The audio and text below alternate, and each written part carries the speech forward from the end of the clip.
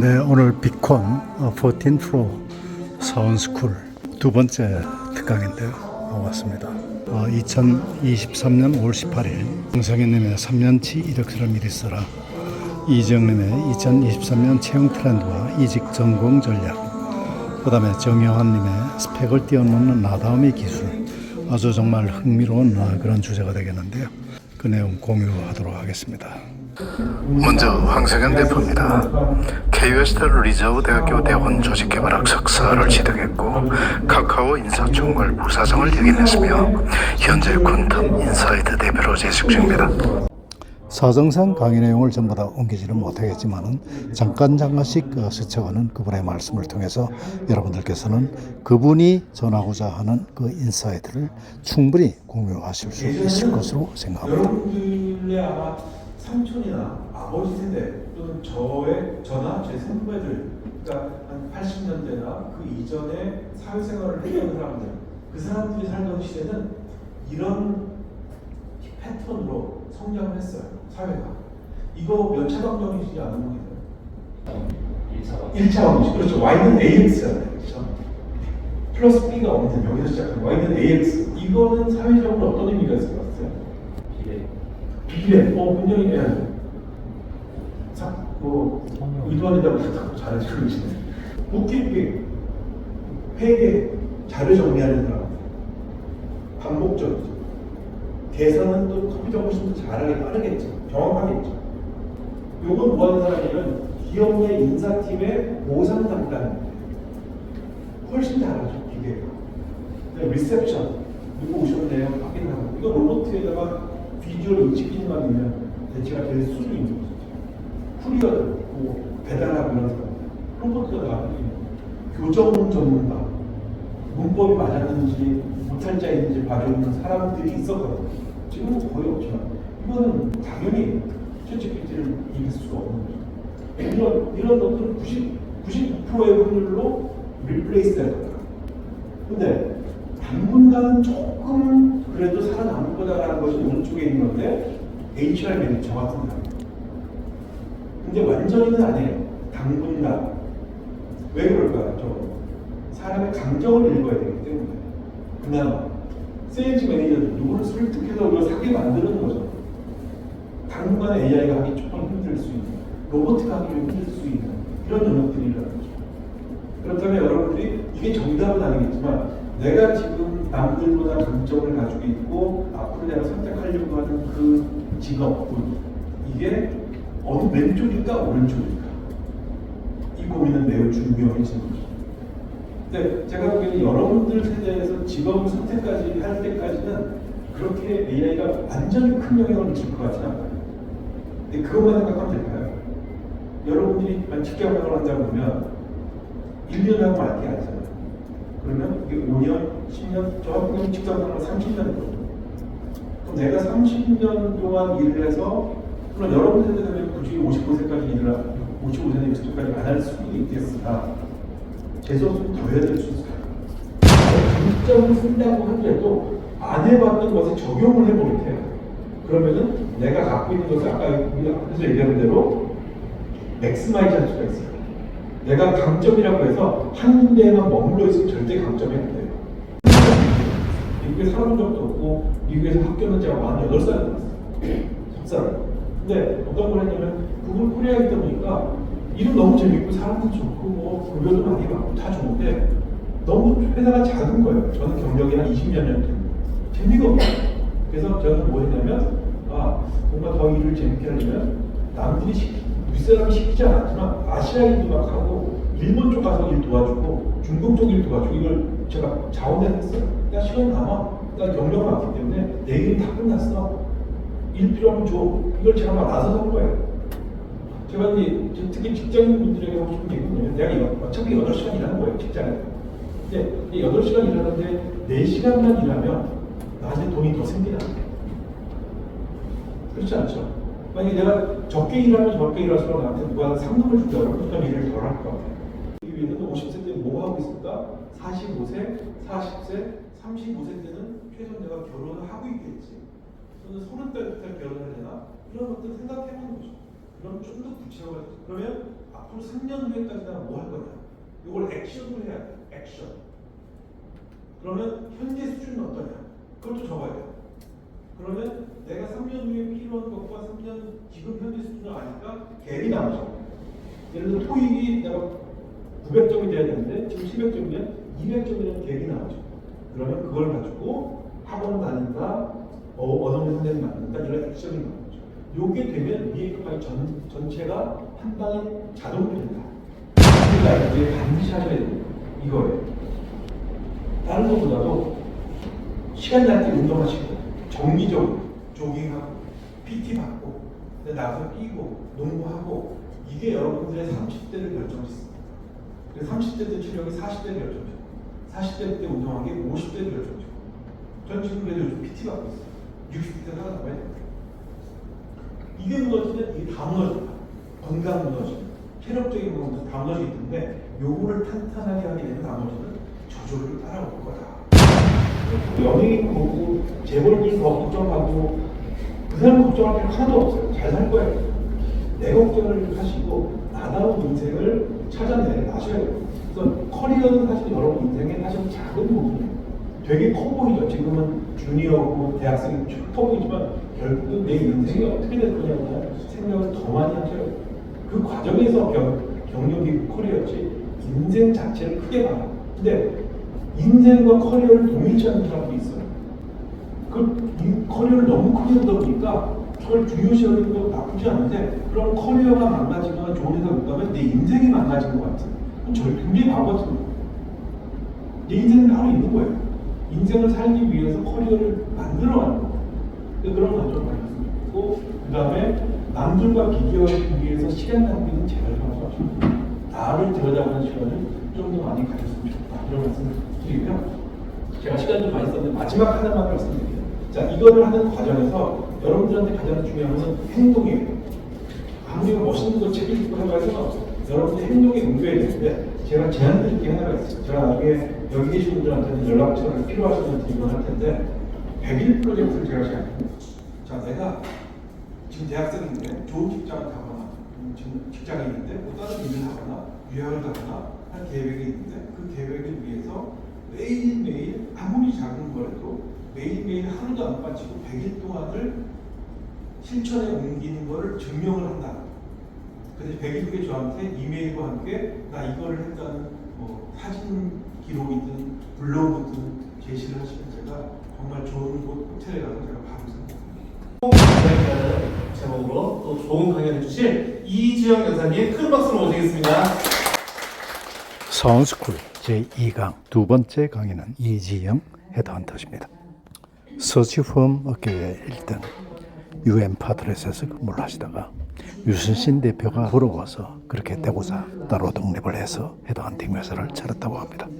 2023년 채용 트렌드와 이직 성공 전략에 대해서 꼭 2023년에 국한한 것뿐만 아니라 전반적인 성공적인 경력 관리를 위한 이직의 모든 것에 대해서 말씀을 드리려고 하고 있습니다.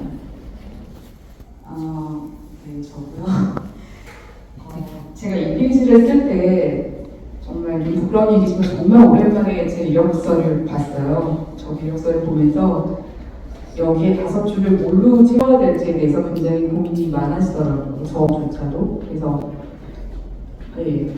지금 현재 UN 파트너스라는 헤드헌팅사에서 컨설턴트를 12년째, 지금 회사는 12년째, 2003년부터 헤드헌터로 본격적으로 근무를 했으니까 올해 딱 이제 20년째 헤드헌터로 근무를 하고 있고, 그 전에 한 5년, 6년 정도는 그 5, 6년 저도 이제 20대였을 거 아니에요. 커리어 초반에 이직을 한 8번을 한 것 같아요. 그때. 그래서 돌고 돌다가 헤드헌터로 정착을 해서 자, 나도 이렇게 이직 때문에 고민을 하고 있으니까 남들이 이직 좀 한번 도와줘보자. 그럼 헤드헌터를 시작을 했고 다행스럽게 잘 맞아서 지금 20년째 하고 있습니다. 여기 계신 분들 대부분 이직에 관심이 많으시고 커리어 개발에 당연히 관심이 많으실 텐데 왜 다들 이직을 원하게 되는 시대가 되는지 또 이직을 어떤 이유로 해야 되는지 모두가 이직을 원하는 시대에 대해서 얘기를 해볼 거고 그 다음에 이제 여러분들이 궁금하시는 어떻게 해서 성공적인 이직을 할 수 있을지에 대한 전략과 접근법에 대해서 얘기를 할 거고요. 그 다음에 여러 가지 제가 현장에 있다 보니까 좀 기억에 남았던 성공 실패 사례들을 좀 소개를 드리려고 하고 또 오늘은 사실 이직이라는 게 굉장히 주관적인 거잖아요. 각자의 고민들이 다르시고 또 궁금하신 점이 많으실 텐데 그래서 다른 연사님들보다 Q&A 시간을 좀 많이 가져가려고 합니다. 그래서 제일 빨리 끝내고 여러분들 궁금하신 내용 좀 저희가 답변 드릴 수 있도록 그렇게 하도록 하겠습니다. 자, 왜 모두 이직을 원하는 시대가 됐을까요? 사실 이직을 통해서 경력 관리 한다 이런 말씀들 사실 제가 이제 후보자분들하고 얘기 나누다 보면 이직을 해야지 또 경력 관리가 되고 내가 스텝업 할 수 있고 뭐 퀀텀 점프를 할 수 있고 이런 말씀들 많이 하시거든요. 그리고 다들 이직에 요즘 관심 있잖아요. 그러니까 나도 관심 있어야지라고 약간 이직을 하지 않으면 불안한 세상이 되실 수도 있고 아까도 이제 그 황 대표님 말씀하셨고 많이 들으시는 얘기가 일 자체가 즐거워야 되고 재미를 찾는 세대들이시라고 했잖아요. 일이 재밌을 수 있나요? 일은 그렇죠. 재밌을 수 있고 즐길 수 있죠. 근데 일을 바꿔볼까요? 노동이 즐거울 수 있나요? 왜 일에서 즐거움을 찾으시려고? 그러니까 일이 365일 즐겁고 너무 행복하고 나는 이 직장이 너무 좋고 이거 좀 이상한 거예요. 노동은 그렇게 즐거울 수 없거든요. 근데 나 일이 즐겁지 않아, 행복하지 않아. 그래서 나 이직할래. 이런 생각들이 제가 봤을 때는 사실은 좀 전형성이 있는 것 같아요. 그래서 본인이 이직을 왜 해야 되는지에 대해서 명확하게 기준이 있으시지 않으면 약간 이제 이직 안 하면 나 뒤떨어진 사람이야 라는 생각을 해서 편승하실 수도 있다는 거죠. 오늘 어떻게 할지 고민 많으신 이력서랑 경력서에서 자기소개서 그 다음에 실전 이제 면접은 어떻게 진행해야 되고 준비를 어떻게 해야 되고 그 다음에 마지막에 또 가장 아까 우리 돈 얘기했는데 이제 협상 어떻게 할 건지 협의는 어떻게 할 건지 마무리 어떻게 할 건지 이렇게 한번 다뤄보도록 하겠습니다. 일단 중사인데요. 여러분들 채용 공고 많이 보실 거예요. 그죠? 이 부분에 대해서 사실 인사 담당자들도 견해들이 다양한데요. 이게 더 효과적으로 후보자들이 평가할 거라는 긍정적일 거다. 챗GPT를 사용하는 게. 그 다음에 별별게 없어질 거다. 거의 반반으로 지금 팽팽하거든요. 그래서 어떻게 될지는 참 귀추가 주목되는데 요청 드리고 싶은 거는 이 세 가지 세트 쓰실 때 모든 거 간결하게 써주셨으면 좋겠어요. 왜냐하면은 긴 글은 우리도 긴 글 읽기 싫잖아요. 근데 간결하게 쓰라는 게 뭐 줄여서 다 생략하고 쓰라는 게 아니라 얼마나 모든 내용을 담고 있대 구조적으로. 그러면서 이제 추천해주고 싶은 인재는 어떤 분이셨어요? 그냥 좀 되게 두리뭉실한 얘기일 수도 있는데, 네, 그냥 헤드헌터로서 이런 친구는 꼭 회사에 꼭 추천해주고 입사시키고 싶다라고 하는 어떤 본인만의 기준이 있는지 궁금합니다. 눈에 띄는 이제 후보를 말씀하시는 것 같은데 좀 뭐 이거는 제 개인적인 사견일 수도 있는데 준비가 잘 되고 너무 매끈하게 준비가 잘 된 후보보다는 여러 가지 가능성에 대해서 조금 유연하게 생각할 수 있고 그리고 내가 뭘 더 준비를 왜냐면 완벽한 사람은 아무도 없거든요. 근데 저희가 가끔 인터뷰할 때 보면은 저 이것도 잘해요, 저것도 잘해요. 그게 본인을 더 강하게 포장을 해야 내가 경쟁력 있는 인재라고 생각을 하시는 경우들이 있는데 사실 그분들보다 한참 더 일을 오래 했거나 아니면 이런 인재들을 맨날 보는 헤드헌터 입장에서는 그 부분이 참 어떨 때는 굉장히 귀여워 보일 때도 있지만 얼마나 자신감이 없으면 저렇게까지 포장을 할까라는 생각이 들 때도 솔직히 있어요. 그래서 본인에 대해서 솔직하시고 잘한 점을 어떻게 효과적으로 어필을 하시되 보완점에 대해서도 함께 고민을 하는 후보자들이 저 개인적으로 조금 같이 보완해서 더 추천을 드리고 싶은 마음이 컸습니다.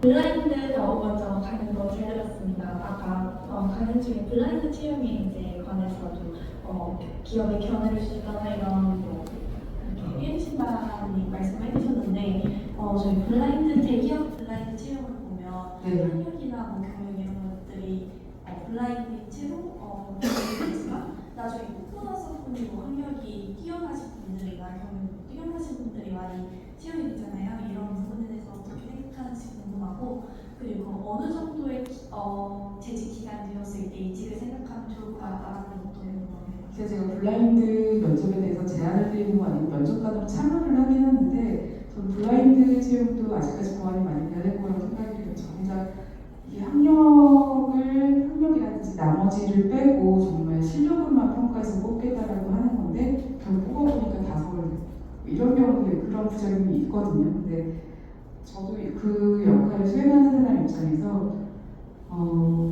이게 안 보인다고 해서 이걸 안 보고 또 스펙만으로 보면 평가하기도 좀 어렵구나. 그래서 저는 제 직업을 좋아하는 이유가 계속 변화에 민감해야 되고 계속 진화할 거라고 생각이 들어요. 그래서 블라인드 면접 같은 경우는 좀 더 준비하시는 입장에서는 좀 더 직무라든지 아니면 그 상황 자체에 집중해서 준비하셔야 되는 건 맞는데 제 견해를 말씀드리면 솔직히 조금 블라인드 면접도 너무 다 블라인드면 내가 어렵잖아요. 성별도 안 쓴다고 좀 면접 들어오면 성별 보이잖아요. 그래서 조금 보완이 될 거라고 생각이 듭니다. 그리고 두 번째 질문 이제 몇 년 차이지라고 하셨는데 저는 몇 년 차보다는 이제 옛날에 3년 차여야 돼, 5년 차여야 돼, 10년 차여야 돼 이런 게 있었는데 이제는 그거보다는 본인이 어떤 업무를 맡으셨을 때 시작부터 끝까지 결과를 내고 이제 하셨으면 좋겠어요. 그러니까 중간에 프로젝트 전에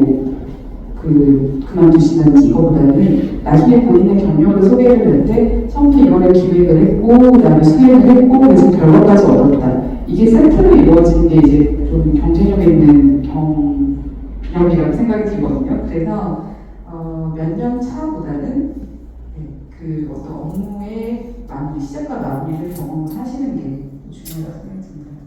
정자 씨가 9시 10분에 이어가도록 하겠습니다. 수고하셨습니다. 2교시 마지막 세 번째 시간입니다. 1사이프 MBC 아나운서시죠? 네, 정영환 연사님 모시고 스펙을 뛰어넘는 나다움의 기술이라는 제목으로 멋진 강연 들어오도록 하겠습니다. 큰 박수를 맞아주세요. 정여원 아나운서는 따로 뭐 설명이 필요 없을 만큼 그렇게 유명한 MBC 공채 출신 아나운서입니다. 아마도 MBC 공채 출신 아나운서 중 가장 젊은 나이가 아닐까 생각되는데요. 진행 중에 춤을 춘다든지 여러 가지 참 화제를 뿌릴 만한 그런 행동으로 인기 아주 만점인 호남형 진행자입니다. 말도 참 잘하고 또 아는 것도 많고 사고방식도 굉장히 발상의 전환을 갖고 있는 그런 역발상으로서 유명한 그런 아나운서입니다. 제가 사실 사회 경험이 앞선 연사님들에 비해 많지 않기 때문에 요즘 MZ들은 이런 마인드로 경쟁자로 준비를 하고 있다는 것과 앞서 들으신 전문가님들의 메시지, 저도 앞에 강연을 못 들었거든요. 비교를 해보시면서 이것만 골라서 내가 전략적으로 짜면 되겠다 이런 느낌으로 해주시면 좋을 것 같습니다. 제 제목은 여기 써 있는 대로 스펙을 뛰어넘는 나다움의 기술입니다. 제가 사실 막 그렇게 고스펙과 되게 전략적으로 접근하지는 않았고요. 제가 생각하기에도 운이 정말 잘 따라준다. 나는 왜 이렇게 운이 잘 따라줬을까라고 분석하면서 강연을 준비해봤습니다. 주제는 의아함은 그들의 몫이라는 의아한 멘트를 적어놨는데 여기 제가 밀고 있는 캐치프레이즈거든요. 한번 어떤 의미인지 유추해보시면서 들어주시면 감사할 것 같습니다. 이력은 뭐 그럴싸하게 적어야 할 것 같아서 그냥 가진 걸 다 적었었습니다. 기억하시는 분들은 여행의 미치다에서 크루로 일했었고 또 클럽하우스에서 시리의 고민 상담이라는 거를 익명으로 전송하기도 했었고요. 지금 아나운서로서는 여러분들 아실만한 거는 넷플릭스 피지컬에 탈락자는 정영한 요거 제가 있었고 그리고 뉴스에서 가끔 오라는 해보자는 생각으로 춤을 췄다가 그게 짤방으로 돌면서 좀 화제가 되면서 어떻게 아나운서 최초로 나 혼자 산다의 얼굴을 비추기도 됐던 그런 삶을 살고 있습니다. 제 메시지는 오늘요. 의아함은 그들의 몫, 나는 나다운 걸 하자가 키 메시지고요. 원하는 걸 보여주는 거는 이제 너무나 당연한 시대가 됐습니다. 내가 가진 추가적인 장점이 있어야 어떻게든 선택받는다라는 마인드로 저는 준비를 했습니다. 목차는 이러한데요. 빠르게 진행해 보겠습니다. 질문도 많이 받고 싶어서 먼저 스펙 과열 경쟁 시대에 살고 있죠. 그러니까 이런 강연들도 열리는 거고 또 우리가 시간 내서 스펙을 쌓는 것을 넘어서 전략적인 방법을 공부하고 있는 건데요. 얼마 되지 않는 자유시간마저 이뤘다 라는 느낌이 와닿았습니다. 그러니까 이런 느낌으로 와닿았어요. 근데 러셀이 사실 이분은 되게 평화주의자이자 좀 사회주의자이기도 했는데 어떤 느낌이냐, 전쟁이 끝나고 나서 그러니까 우리가 생산량이 고도화돼서 예를 들면 우리 모두가 8시간씩 근로를 하잖아요. 근데 8시간씩 근로할 만큼의 그 생산량이 필요하지 않다는 거예요. 자연스럽게 설명할 수 있는 얘기. 그리고 혼자 상상을 그려본 거예요. 자, 내가 만약에 20년 차 아나운서야. 내가 제일 무서워하는 저 5년 차 경력 아나운서 선배, 지역사 아나운서 선배가 진행을 뭐 썩썩썩썩썩썩 뉴스 딱 했을 때 와, 저 녀석은 정말 기본기가 탄탄하거든. 최고의 후배가 되겠어 라고 생각을 했지 내가 보면 별로인 것 같은데 이런 생각 오히려 할 것 같은 거예요. 여러분도 여러분이 좀 잘 알고 있는 분야에서 누가 잘난다고 하면은 내가 봤을 땐 제 후진데 이거 별론데 꼬집게 되잖아요. 그러니까 3년, 4년 경력이 있는 사람이 20년 방송한 사람 앞에서 그렇게 빛나고 보기 쉽지 않겠다는 거죠. 오히려 같은 값을 듣고 봤을 때 저는 한 번도 안 다녔고요. 진행도 못합니다 하고 시켰는데 요즘 말로 평타는 치내라고 하면 아니 우리는 엘리트이기 때문에 오히려 얘를 뽑아서 우리가 키우면 쟤보다 잘할 수 있을걸? 이런 느낌을 주자. 나는 오히려 좀 귀여운 느낌을 주자는 전략을 오히려 뿌린 겁니다. 부족 그럴싸한 대명사를 만드는 재미가 있더라고요. 강연 중들하고. 다행히는 하반기에 담지 말라는 말 많이 들어봤을 겁니다. 특히 투자를 하시는 분들이라면 속된 말로 몰빵하지 말라는 거죠. 근데 이게 투자 포트폴리오뿐만이 아니라 우리의 에너지도 분산 투자하는 거예요. 노력이라는 착각을 하지 않기 위해서. 요즘 국회 전성시대 아닙니까? 예, 백상예술대상도 이제 그런 국회가 중심으로 된 개그 뉴미디어 프로그램을 하기로 하고. 그래서 내 자신의 멀티버스 세계관을 만들자라는 나만의 전략을 세웠어요. 사실 이것도 부족함에서 가져오는데요. 제 이름을 검색하면 나오는 유튜브 채널도 하나 있는데 거기에 제가 3년 전에 올린 영상이 하나 있습니다. 25 인생이 망한 것 같아요. 스타트업 2년 첫 퇴사라는 영상이 있는데 거기서 제가 그런 말을 했더라고요. 저는 사실 친구들 사이에서 갓생산다는 말도 많이 듣고 열심히 살았는데 제주도 만나고 영원한 돈을 정말 몰래 되고 간다라는 말을 많이 들었지만 인생이 거품인 것 같다. 이것저것 한 줄 아는 건 맞는데 취업 시장에 나왔을 때 내수율도 하나도 없는 거예요. 하다못해 PD 시험에 지원하서도 내가 그렇게 대단한 걸 영화에 만든 것도 아니고 아나운서 되고 싶기는 했는데 지는 경우도. 그러니까 근데 저는 요즘 주변에 들어봤을 때 저처럼 나는 갓생산다고 자부하는 MZ세대들 젊은 취준생들이 열심히 사면 열심히 산 애들일수록 그런 느낌이 들었어요. 되게 의기소침한 만능 제주분들이 많다는 생각이 들었어요. 솔직하게 되지 않는 직원들이 없기 때문에 지금 여러분들이 하시는 원지, 빠니보트부터 해서 다양한 여행 크리에이터들과 협업하는 게 많았어요. 그래서 저는 어깨 너머로 그분들을 본 거죠. 저는 정작 지역사에 그 지역을 홍보해주는 영상을 만들지만 크리에이터들을 많이 만나볼 수 있었어요. 근데 그때 대부분의 사람들이 내가 대학을 다니면서만 봤던 정말 고등학교 열심히 하고 스펙 쌓고 경영하고 고수 전공하고 이런 사람들이 아니라 애초에 좀 사회에서 외면을 받았고 대학을 못 갔다거나 좀 흔히 말하는 존중받지 못하는 좀 무시받는 대학에 가서 그거에 대한 트라우마가 있었다거나 이런 사람들이 그냥 놀아야겠다. 그래서 열심히 워킹홀리데이를 가거나 그런 생산적 아르바이트를 해서 여행이나 한번 갔다 오자 가서 죽지 뭐 이런 식으로 갔던 사람도 있어요. 근데 가봤더니 먹고 사는 방법이 너무나 많다는 거 알겠다는 거예요. 그리고 대학만 다니다가 여행을 간 사람도 내가 무슨 석학이니 뭐니 하는데 외국인 친구를 만났을 때 써먹을 게 하나도 없다는 거예요. 정작 옆에서 프랑스에서 미용을 하다 온 친구는 태국에서도 미용실을 차려서 일하고 있는데 내가 여기서 돈을 벌 수 있는 게 뭐가 될까? 정작 내가 그렇게 쫓고 있던 스펙과는 아무 관련이 없다는 걸 깨달았다는 거죠. 그리고 대부분의 그 크리에이터들이 저는 정말 26안에 인생을 다 결정해야 하는 줄 알았는데 40에서로 출발하는 분들이셨고 제가 친한 정식스 필름이라는 그 비디오그램 프로 활동하는 형은 심지어 국립발레단 무용수로 유니버설 발레단 무용수로 활동하던 무용수를 은퇴하고 영상을 처음 시작했고 미러리스 한때가지고 그런 분들도 계시고 제가 생각한 거는요. 바로 아까 복수자의 형성이라고 했잖아요. 이렇게 확대해서 보기가 민망한데 저는 지금도 제 부캐를 되게 여러 개로 나눴습니다. 소개를 할 때는 제일 그럴싸한 게 아나운서 정영환이라 MBC 정영환입니다. 하지만 저는 아나운서와 성우 편집클럽을 녹음하는 정영환이 있고요. 그리고 제 개인 채널 운영하는 일부러 닉네임도 다르겠어요. 뉴스라는 크리에이터가 있습니다. 그리고 여전히 휴가 때나 이런 데 특수 여행지를 가면서 여행 이야기를 주는 여행자의 정체성을 갖고 있고요. 그리고 지금 이 자리에서 강연을 하거나 여기서 제가 딕션을 막 잘하고 스피치 잘하는 거 3분 만에 목소리 좋아지고 이런 거 안 하잖아요. 이렇게 동기부여나 혹은 지금도 책을 쓰고 있는데 그런 활동을 하고 싶은 또 하나의 정체성을 갖고 있습니다. 급변하는 미디어 시장에 아나운서만이 가질 수 있는 전문성과 또 앞으로 MBC 같은 회사에서 어떠한 상의 아나운서를 뽑는지가 사실 제가 체육관 담당했던 별장이 이제 만 2년 됐거든요. 근데 제가 느끼기에는 적어도 MBC라는 곳을 제가 정말 좋아하는 거는 사실 부담스럽기도 했지만 제가 입사 1년 차에 경력상 성과상을 받았어요. 그리고 어쨌든 제가 뉴미디어를 그렇게 포부를 밝히고 들어서 뉴스하나라는 아나운서 채널을 만들어 원래 있던 걸 운영을 좀 더 기획적으로 하자고 했고 선배님들이 더 도와주셔서 적극적으로 했는데 입사 1년 사이에 구독자가 3배로 늘어서 최근에 10만을 돌파했고요. 김대호 선배라는 대박 캐릭터도 좀 더 발굴하는데 적극적으로 푸시를 할 수 있었죠.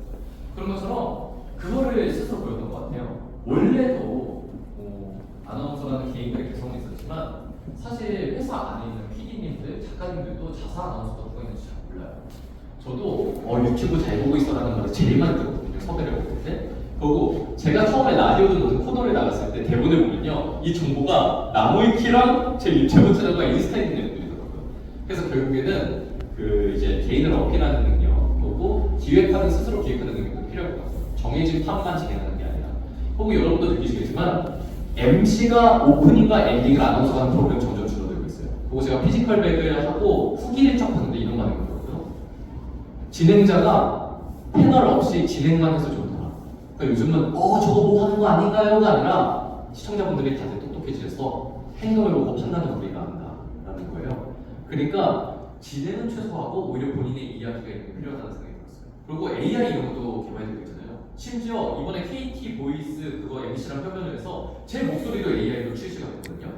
그렇게 해서 여러분 안녕하십니까? 첫 번째 뉴스입니다. 이런 딱딱한 거는 걔는 안 틀리고 전 틀려요. 그렇기 때문에 결국에는 스토리텔링. 그리고 이제는 뭐 개그맨이나 유튜버들이 너무나 재밌고 자극적인 콘텐츠 잘 만들고 있기 때문에 결국엔 돌고 돌아서 가장 믿음직스럽고 안정적이고 좀 지식지향적인 그런 거에 저는 무게를 두고 있습니다. 독해가 많으신데 네. 그 독해를 모두 유지하려면 체력적으로나 아니면 한계를 느낄 때도 있고 고민인데 유튜브 할 때도 새로운 콘텐츠를 계속 만들어야 된다는 부담도 꽤 있을 것 같은데 네. 그런 거 어떻게 해소하고 해결하시는지. 이 부분은 제가 읽은 것보다 10배의 법칙이라는 책이 있어요. 그 책을 읽어보시면 더 자세하게 알 수 있는데 요는 우리가 제가 뭐 하나의 본캐만 유지하는 것보다 제가 부캐가 4개 정도 있을 때 본캐를 유지하는데 에너지가 80이 된다면 그러니까 부캐 4개를 유지하는데 에너지가 320이 드는 게 아니에요. 한 110 정도가 되더라고요. 네. 그래서 생각보다 뭔가 여러 개를 동시에 할 때 오히려 다음 걸로 넘어가기 위해 원래 하다 보니 더 집중하게 되는 것도 있고 물론 하나의 집중도는 떨어지는데 근데 좀 시행착오를 겪은 것 같아요. 좀 과로해가지고 거의 기면증처럼 막 졸기도 많이 했고 뭐 피부도 뒤집어지고 해봤는데 점차 좀 이제 밸런스를 잡아가는 것 같아요. 근데 잠을 줄일 게 아니라 낭비하는 시간을 더 줄이고 내가 뭐가 필요한지를 더 집중하게 되더라고요. 그리고 이런 게 생겼어요. 시간 관리에 대한 감각을 갖다 보니까 여러분들도 각자가 가진 무기들이 좀 있을 거 아니에요. 근데 여러분들이 노력이 붙고 여러분들이 지금 갖고 계신 능력치가 100이라고 했을 때 이 에너지와 능력치가 1대1 대응을 하지 않더라고요. 저도 가만히 보면 저의 스펙이나 저의 캐릭터에 80을 만들어준 게 80의 에너지를 써서 만든 게 아니라 20의 에너지에서 운이랑 이런 게 다 얼마져줘서 80이 만들어졌고 나머지 80의 에너지로 20이 만들어졌더라고요. 그러니까 이렇게 되면은 그런 거죠. 오히려 나머지 20을 그냥 포기하고 이 80의 에너지를 비축하는 게 나을 때도 있다. 그러면서 내 에너지의 사용의 효율을 한번 계산해 보는 것도 좋을 것 같아요. 정말 꼭 필요한 거에 내가 에너지를 쓰고 있나를 의식해 보는 거죠. 무작정 많이 하죠. 제가 영한 아나운서님 팬이어서 최근에 막 이렇게 유튜브 나오시거나 인스타그램 팔로우하면서 최근에 많이 이제 소위 사회적으로 성공한 분들이랑 소통을 많이 하시는 걸 봤어요. 네. 얼마 전에 그 들어오는 뉴스 김민준 사업가님이랑 얘기하는 것도 봤고 뭐그 이순희 마케터님이랑 이렇게 소통하시는 걸 봤는데 그런 분들이랑 소통하시면서 그렇게 사회적으로 어느 정도 위치에 오른 사람에게서 공통적으로 느껴졌던 바가 있었는지 네. 그런 게 궁금했어요. 제가 그게 참 솔직하게 말씀드리면 첫째, 제가 그런 분들을 만나는 것도 저는 지금 방송업계에 계신 분들보다도 크리에이터랑 사업가들을 많이 찾아가거든요. 이것도 내가 방송업계로 시작하면 1년차밖에 안 돼서 경력이 없지만 그 뉴미디어 분야에서는 에너지 미디어에 있는 젊은 신입은 되게 신기한 게 있어요. 그래서 일단 친해질 수 있었고 그래서 제가 지향하는 삶을 사는 사람들이랑만 가까워지고 있는데 일단 하나 아쉬운 점도 있습니다. 내가 저런 삶을 살아야지라고 하는 사람과 막상 가까워지면은 되게 동질감을 느끼고 기분이 좋은 것도 있거든요. 근데 한편으로 결국 그들도 다 똑같은 감정이 있고 사람이구나라는 게 살짝 허무함을 주기도 했어요.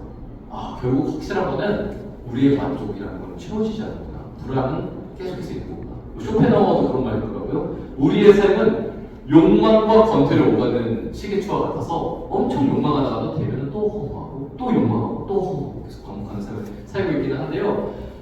제가 말했던 강연의 내용도 사실 그분들과의 대화에서 공감이 될 만한 부분에서 좀 추리게 되는 거예요. 생각보다 비슷한 생각을 하고 있는 분들이 너무 많아요. 그 공통점은 이거 한 가지만 공통점으로 꼽을게요. 막 요즘 그런 게 있어요. 우리가 NPC처럼 살고 있다. 우리가 가진 에너지를 외부에 쏟는 게 너무 많아요. 요즘 뭐가 유행이고, 요즘 유행하는 아이돌이고, 뭐가 대세고. 근데 이게 아니라 오히려 콘텐츠를 하는 사람들은요, 남의 콘텐츠를 더 많이 하는 거예요. 자기 거에 생각보다 집중을 많이 하는 거예요. 그래서 우리는 얘기할 때 서로를 모르는 걸 전제하면서 내가 최근에 이런 걸 만들었는데 이런 얘기를 못 하는 게 많아서 물론 시장 분석도 중요하지만 내 콘텐츠에 집중하고 내 생각, 내가 바라는 거에 집중하는 게 좀 공통점이었던 것 같아요. 어떻게 보면 이기적으로 보일 수도 있는데 이게 좋게 말하면은 자기를 먼저 챙기는 거, 자기 생각을 중심으로 이게 다 있더라고요. 여기까지 질문도 들어봤습니다. 네, 질문까지 마치고요. 오늘 영광스럽게 국내 최고 전문가 타이틀을 달고 강연에 처음 하게 됐는데 이 시간에 함께해 주셔서 감사합니다. 정기환이었습니다. 여러분 어떠셨습니까? 대한민국 최고의 HR 전문가, 그리고 또 많은 경험을 갖고 있는 헤드헌터, 그리고 단시간 내에 모든 장애물들을 극복하고 최연소 아나운서가 돼서 가장 단시간 내에 가장 많은 팬덤을 확보한 유명한 아나운서의 얘기를 통해서 많은 공감과 인사이트를 얻을 수 있었다고 생각합니다. 매우 즐겁고 유익한 시간이었습니다. 이러한 좋은 강좌를 기획해준 최효석 대표에게 감사드립니다. 앞으로도 이런 좋은 강의가 계속되기를 바랍니다. 권대욱TV였습니다. 오늘도 행복한 하루 되십시오. 감사합니다.